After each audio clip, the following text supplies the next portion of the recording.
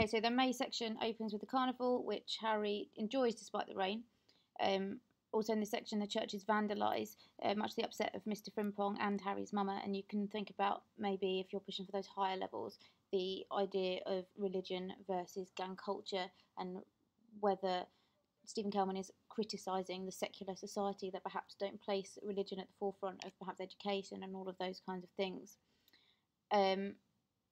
Lydia and Harry argue over the washing of the blood and the clothes in the laundrette, and Lydia tells Harry to F off, which really symbolises a turning point in their relationship, and maybe a turning point in Lydia's character as well, that actually she's really affected by what she's doing and what she's got involved in. And if you're writing an essay about Lydia or about teenage girls, it's really important, I think, to mention that moment.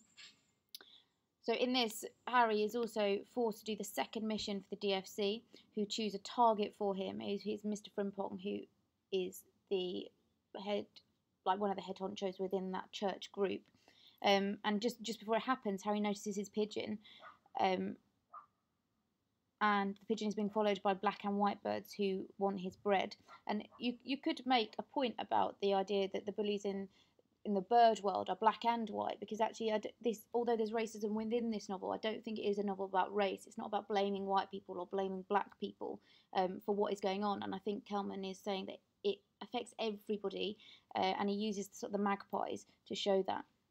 So Harry decides the birds aren't cruel, they just need bread to survive. And actually, we could say this is a metaphor for the poor in Harry's society who have to turn to crime to support themselves. So people like Terry Takeaway, who is clearly suffering from post-traumatic stress disorder, has to steal in order to survive, arguably anyway. So Harry runs at Mr. Frimpong, but he doesn't knock into him, and he doesn't take part in the stealing of the money, and he describes him as looking like a bug dying in the sun. So this links to earlier in the novel, actually, when the pigeon describes how humans love the feeling of stepping on ants, which is a simile that reinforces that the Del Farm crew or the DFC do just that. They step on the weak in society just to feel how powerful. And it links back to what we were saying earlier about Dean, who's not a very powerful character, but even he picks on the children, and it's like stepping on those ants. So it's a really good simile to analyse if you remember to put that into your essay. The pigeon comments that Harry needs to watch for the cracks in the pavement and follow the map inside him. So those are two quotations that you can try and remember. And the map inside Harry seems to represent perhaps the pathway to heaven, as the pigeon informs Harry that home will always find you if you walk true and taller than those weeds. So the weeds perhaps are a metaphor for the Del Farm crew or for crime, as weeds are pests that kill flowers. They take over, they pretend to be flowers. They've got those shiny bits on them, but actually they just grow in these places. They have spikes on them, and they kill the flowers around them. So this is very similar to how Killer kills the innocent dead boy.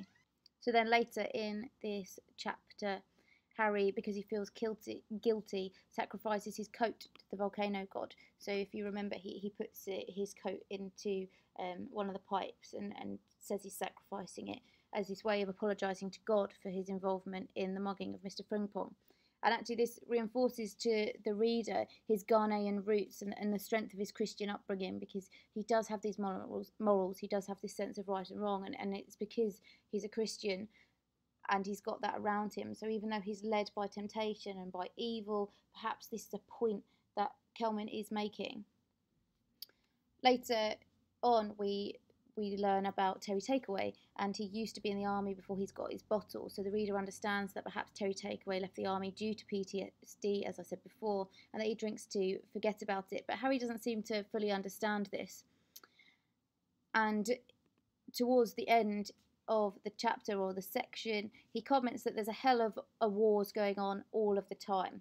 So lots and lots of wars, and he mentions, or he lists the different wars that he sees going on. So kids versus teachers and blacks versus whites.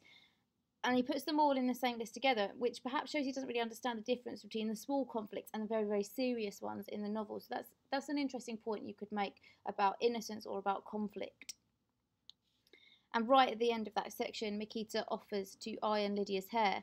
And as they're doing that, she suddenly says, "You're either with us or against us in it," while holding the eyeing very close to Lydia's face, and Lydia ends up with a small burn on her face. So we learn later in the novel that Crossfire burns Mikita's hands, and perhaps Kelman is showing this cycle of abuse that happens in very deprived areas, like the one that they're in. So deprived is a word that means they don't have very much. They're perhaps poor, and within those areas, gangs cause their members to become violent and brutal. So even the females in this society start to act in this very cruel way. And after this incident, Lydia cuts up her parrot costume, which perhaps represents that she's no longer a child. She doesn't want that parrot costume anymore.